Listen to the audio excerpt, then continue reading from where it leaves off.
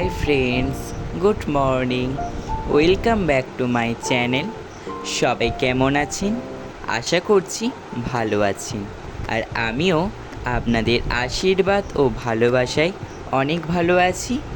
আজ হচ্ছে সোমবার, ঘড়িতে বাজে এখন প্রায় 7টা। আবারও একটা নতুন ভিডিওর সাথে চলে এলাম। তো চলো আজকের এই ভিডিওটা এখান থেকে শুরু করি। তো সকাল সকাল উঠে গিয়েছি, উঠেই চলে এসেছি বিছানা তুলতে। হ্যাঁ, বিছানা তুলতে। তারপর সুন্দর করে মশারিটা তুলে নিয়ে সুন্দর করে ভাঁজ করে রেখে দিলাম। এদিকে জানলাটাও খুলে দিলাম। জানলাটা খুলে দিতে দেখুন কতটা আলো আসছে, আলো বাতাস সুন্দর খেলে। তারপর সুন্দর করে বিছানাকে টান টান করে গুছিয়ে নিলাম। আজকে আপনাদের সঙ্গে একটা কথা শেয়ার করলাম। ছেলেরা নাকি এরকম মেয়েদের মতো বাড়ির কাজ করলে তারা অপরাধী হয়ে যায়। হ্যাঁ, এটা আমার কাছে বাস্তব। আমি যেটা ফিল করি, আমাকে যেটা সবাই বলে। তো চলো ভাবলাম আজকের আপনাদের সঙ্গে একটু শেয়ার করি। আপনারা একটু বলবেন তো, আমি এই কাজগুলো করে কি সত্যিই কি অপরাধী? সত্যিই কি আমি খুব একটা খারাপ কাজ করি এই বাড়ির ঘরের কাজগুলো করলে? শুধু কি ঘরের কাজগুলো কি মেয়েরাই করে, ছেলেরা কি করতে পারে না? আমরা যদি সব কাজ যদি সমানভাবে ভাগ করে নিই তাতে ক্ষতি কী? যারা এরকম বলছেন তারা হয়তো নিজেরাই এরকম কাজ করে থাকে, হয়তো বাড়ির কাজে কোনো হেল্প করে না, শুধু তারা বাইরের কাজটাই করে। আমি কিন্তু সেরকম নয়। আমি যেরকম ঘরের কাজও করি সেরকম বাইরের কাজও করি। হ্যাঁ, দুটো দিকই সামলাই। তো অনেকে আছে যারা শুধুই বাইরের কাজটা করে, তারাই হয়তো এরকম কথা বলছে। আপনারা কি বলেন? অবশ্যই কিন্তু এটার উত্তর কমেন্ট বক্সে জানিয়ে যাবেন। যাদের যাদের একমত যে ছেলেরা মেয়েরা একই সমানভাবে কাজ করা উচিত, তারা অবশ্যই একটু করে কমেন্ট করবেন। আর যারা মনে করছেন শুধুই বাড়ির কাজ মেয়েদের করা উচিত, ছেলেরা করা একদম উচিত নয়, ছেলেরা করলে মানে অপরাধী, তারাও কিন্তু একটু কমেন্ট করে যাবে। তাহলে বুঝবো তাহলে কে কীরকম কমেন্ট করলো। তো চলো তারপর এদিকে কলপাড়ে চলে এসেছিলাম ব্রাশ করতে। ব্রাশ করে নিয়ে চলে এলাম ঘরে, যেহেতু পড়তে আসবে। আর এদিকে আমি সকালে আমার ব্রেকফাস্ট বিস্কুট জল খেয়ে নিচ্ছিলাম। খেয়ে নিয়ে আর ও আসার একটু দেরি আছে, তো ও সেই 8টায় আসি। তো ভাবলাম চলো আমার কিছু কাজ করে নিই, মানে পড়া আর কি। সেই জন্য একটুখানি বই খাতা নিয়ে বসে গিয়েছিলাম কিছু একটু লেখালেখি করতে আর একটু পড়তে। আর আমি না কবিতা লিখতে খুব ভালোবাসি। আপনাদের না একদিন আমার একটা ভিডিওতে আমার কবিতা শেয়ার করব। আমি ড্রয়িংও করতে ভালোবাসি, ডান্সও করতে ভালোবাসি, সাথে সাথে না কবিতা লিখতেও একটু একটু আর কি ভালোবাসি। আপনাদের না শোনাবো আমার কবিতা। পড়তে চলে এসেছে আর ঘড়িতে বাজে এখন প্রায় 8টা, ও পড়তে চলে এসেছে। তো 8টা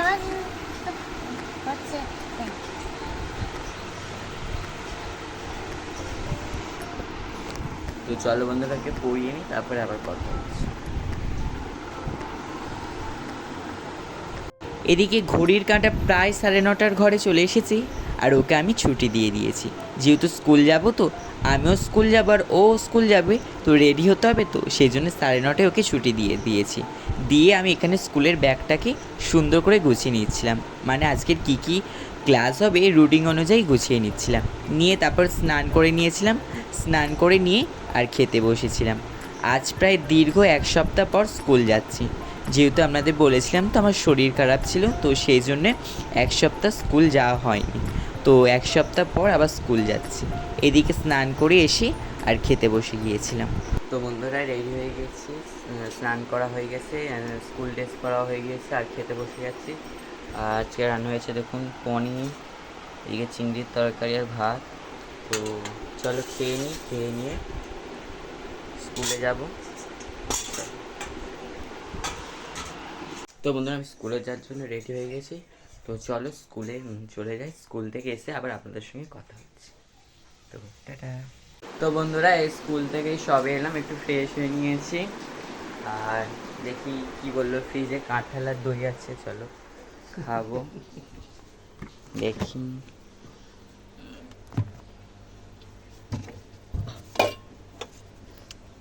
দই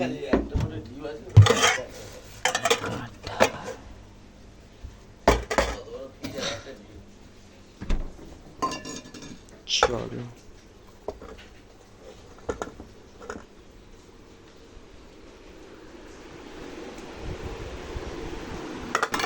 যা যা যা, এক্ষুনি উল্টে যাচ্ছে।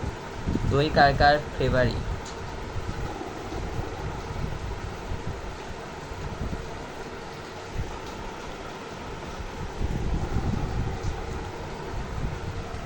দইটা এখানেও কাঁঠালটা মিষ্টি লাগবে কি জানি। তো চলো খেয়ে নিয়ে আবার দেখা হচ্ছে আমাদের সাথে।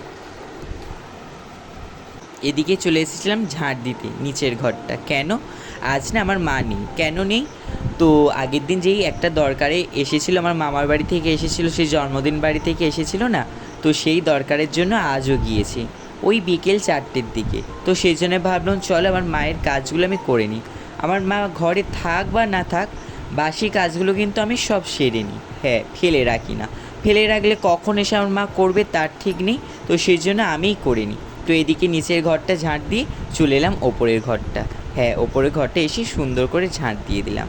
দিয়ে আবার তো সন্ধে দেখাতে হবে। তারপর এদিকে নিয়ে চলে এলাম ঠাকুরের বাসনগুলো, নিয়ে এসে সুন্দর করে কলপারে মেজে নিচ্ছি। তো চলো এরই মাঝে কয়েকটা কমেন্ট পড়া যাক। তো আগের দুটো ভিডিওতে আপনাদের কমেন্টগুলো নেওয়া হয়নি, আজ নেব। তো চলো কমেন্টগুলো পড়ি। প্রথমে কমেন্ট করেছেন শর্মিষ্ঠা দিদিভাই, লিখেছেন গ্রামের পরিবেশ বর্ষাকালে অনেক সুন্দর হয়ে যায়। গ্রামের মানুষের মন খুব সরল সাদা হয়। হ্যাঁ দিদিভাই, আপনারা যেটা মনে করবেন সেটাই। গ্রামের মানুষের মন কিন্তু খুব সরল সাদা হয়ে থাকে। আর গ্রামের পরিবেশ না বর্ষাকালে না আরও সুন্দর হয়ে যায়। চারিদিকে বর্ষার জলে ভরে যায়, চারিদিকে একদম সবুজ হয়ে যায়। বর্ষাকালে তো জল পেয়ে গাছগুলো যেন নতুন একটা প্রাণ ফিরে পায়, সেই জন্য গাছগুলো কিন্তু একেবারে ঝকমক করে। তারপর এদিকে বাসন মেজে চলে এলাম সন্ধ্যা দেখাতে। আর হ্যাঁ, আজকের আপনাদের সঙ্গে একটু শেয়ার করব একটা দিদিভাই মানে মিতালি দিদিভাইয়ের একটা কমেন্টের উত্তরটা এই ভিডিওর মাধ্যমে দেওয়ার চেষ্টা করব। তো আমি মিতালি দিদির কমেন্টটা যদি আমি রিপ্লাই দিতে যেতাম মেসেজ করে মানে SMS করে, তাহলে রিপ্লাইটা অনেক বড় হয়ে যেত। তো সেই জন্যে ভাবলাম চলো আজকের এই ভিডিওতে মিতালিদির অ্যান্সারটা মানে কোয়েশ্চেনের অ্যান্সারটা দিয়ে দিই। তো মিতালিদি এখানে কমেন্ট করেছেন, খুব সুন্দর ভিডিও হয়েছে, কিন্তু অম্বুবাচীর মধ্যে কি বাড়ির ঠাকুর ঘরের পুজো দেওয়া যায় না? এখানে দেখলাম যে তুমি পূজা দিলে, দুধ আম ঠাকুরের পর্দা না সরিয়ে, তার জন্য বললাম আর কি। হ্যাঁ দিদিভাই, আমরা কিন্তু পুজো করি না। তো অম্বুবাচীতে তো একটা চলে, তো অম্বুবাচীতে পুজো করতে নেই। আর যেহেতু ঠাকুরকে তো আর অভুক্ত রাখা যায় না, তো সেই জন্য কিন্তু ঠাকুরকে অবশ্যই কিন্তু খেতে দেবেন। হয়তো আপনি দেন না, আপনাকে বলে দিচ্ছি, ঠাকুরকে কিন্তু অভুক্ত রাখবেন না। ঠাকুরকে যেরকম আপনি খেতে দিন অবশ্যই খেতে দেবেন। তো শুধু কিন্তু আর কি পুজো করতে নেই, ঠাকুরগুলোকে ছুঁতে নেই।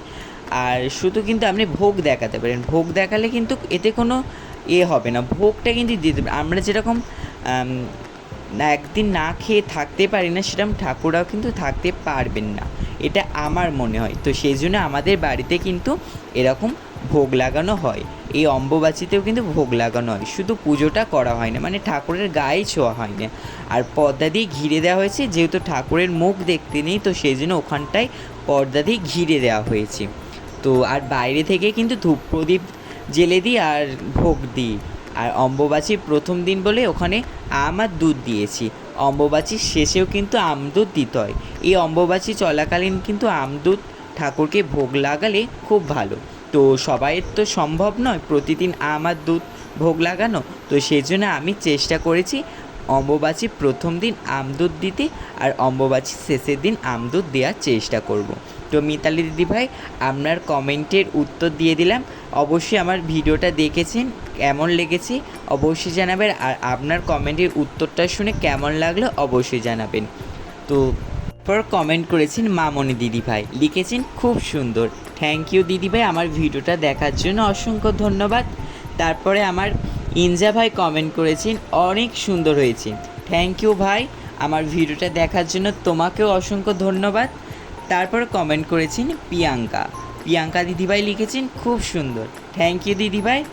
তো তারপর এদিকে দেখুন আমি চলে এলাম ওপরের ঘরে, কিছু জামা কাপড় রেখে গিয়েছিল আমার মা, মানে কি তুলে রেখে দিয়েছিল, শুকনো হয়ে গিয়েছিল তো। আর হ্যাঁ, বিকালে কিন্তু বৃষ্টি এসেছিলো, তো কিছুটা জামা শুকনো হয়েছিল, তো সেইগুলো তুলে রেখেছিল। আর কিছু ভিজেছিল, সেগুলো একটু মিলে দিয়েছিলাম। আর জামা কাপড়গুলো সুন্দর করে গুছিয়ে নিয়েছিলাম। বললাম যে আমার মা নেই, আমার মা না থাকলেও কিন্তু কাজগুলো আমি সেরে রাখি। তারপরে এদিকে চলে এসেছিলাম জল দিতে আর কি, মানে জল দিতে এসেছিলো। আমাদের কেনা জল খাওয়া হয়, মানে আমি একা কেনা জল খাই। আপনাদের তো বলেইছিলাম যে আমার শরীর খারাপের জন্য আমি একাই কেনা জল খাই। তো ওইদিকে আমি কেনা জলের দামটা দিয়ে গিয়েছিলো আর খালি দামটা নিয়ে গিয়েছিলো।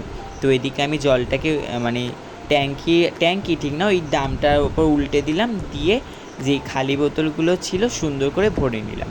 আমার যে কটা আর কি বোতল সেগুলো আমি সুন্দর করে ভরে নিচ্ছিলাম। তারপর ডিয়ার অপু দাদাভাই লাভ ইমোজি দিয়েছেন, তারপরে অর্চনা দিদিভাইও লাভ ইমোজি দিয়েছে। ধন্যবাদ যারা যারা আমার ভিডিওটা দেখেছেন এবং কমেন্ট করেছেন, লাইক করেছেন, তাদেরকে অসংখ্য ধন্যবাদ। এইভাবে পাশে থাকবেন যাতে আমাদের পরিবারটা 1 থেকে যেন 100তে পূর্ণ হয়েছে, যেমন সেরকম যেন 100 থেকে 1000-এ পূর্ণ হয়। হ্যাঁ, সবাই একটু সাপোর্ট করবেন যাতে আমাদের পরিবারে 1000 সদস্য কমপ্লিট হতে পারে। তো ওইদিকে জলটা ভরে নিচ্ছি। তো এখনও পর্যন্ত কিন্তু আমার মা বাবা আসেনি, তখনও কিন্তু প্রায় ঘড়িতে বাজে 7টার মতো, তখনও কিন্তু আমার বাবা মা এখনও আসেনি। বন্ধুরা, সমস্ত কাজ সারা হয়ে গিয়েছে, মানে ঘরের আর কি যা যা কাজ ছিল আর কি সেরে নিয়েছি। আর পুরো এখন ঘেমে গিয়েছি। আর এখন এই নিমকি খাচ্ছে, দেখুন খিদেও পেয়েছে খুব। সেই কখন সে ওই দই আর এই কাঁঠালটা খেয়েছিলাম, তো ওই জন্য খিদে পেয়ে গেছে, ওই জন্য নিমকি খাচ্ছি। আর আমার বাবা মা সেই গেছে, এখনও আসেনি। তো খেয়ে নিয়ে আর পড়তে বসবো, পড়তে বসে থেকে উঠে এডিটিং করব, তারপর ভিডিও পোস্ট করব। তো তাড়াতাড়ি করে খেয়ে নিই আর পড়তে বসে নিই, যেহেতু তারপরে এডিটিংয়ে বসতে হবে, তারপরে আপনাদের সামনে ভিডিওটা তুলে ধরবো। তো চলো তাড়াতাড়ি করে খেয়ে আর পড়তে বসি। তো দুদিনের ভিডিওর যে কমেন্টগুলো পড়েছিল, আগের দিনের ভিডিওর কমেন্টগুলো পড়েছি, মানে রবিবারের যে কমেন্টগুলো পেয়েছিলাম সেই কমেন্টগুলো আজকের এই ভিডিওতে নিয়েছি। যাদের যাদের কমেন্টগুলো নেওয়া হলো না তারা অবশ্যই জানাবেন, আপনাদের কমেন্টগুলো আমি পরের ভিডিওতে নেওয়ার অবশ্যই চেষ্টা করব। যেহেতু আপনারা আমার পরিবারেরই সদস্য, আপনাদের কমেন্টগুলো আমার ভিডিওতে না নিলে হয়? আপনাদেরকেও তো আমার আরও বন্ধুদের সঙ্গে পরিচয় করিয়ে দেওয়া আমারই কর্তব্য। তো সেই জন্য অবশ্যই আপনারা যাদের নাম নেওয়া হয়নি তাদের নাম আমার নেক্সট ভিডিওতে নেব, ঠিক আছে? কেউ দুঃখ পাবেন না, বলছি যখন অবশ্যই পরে ভিডিওতে নেব। আপনাদের কথা দিলাম এবং কথা অবশ্যই রাখবো। বন্ধুরা, আমার বাবা মা চলে এসেছে। তো চলো আজকের এই ভিডিওটা এই পর্যন্ত। ভিডিওটা যদি ভালো লাগে অবশ্যই লাইক, কমেন্ট এবং শেয়ার করবেন। আর চ্যানেলে যারা এখনও নতুন অবশ্যই চ্যানেলটিকে সাবস্ক্রাইব করে আমার পাশে থাকবেন। শুধু সাবস্ক্রাইব করলে হবে না, পাশে থাকে বেল আইকনটি ক্লিক করে অল নোটিফিকেশানটা অন করে রাখবেন, যাতে নতুন ভিডিও পোস্ট করার সাথে সাথে আপনার কাছে পৌঁছে যায়। তো আজকের জন্য এই পর্যন্ত। Good night, tata.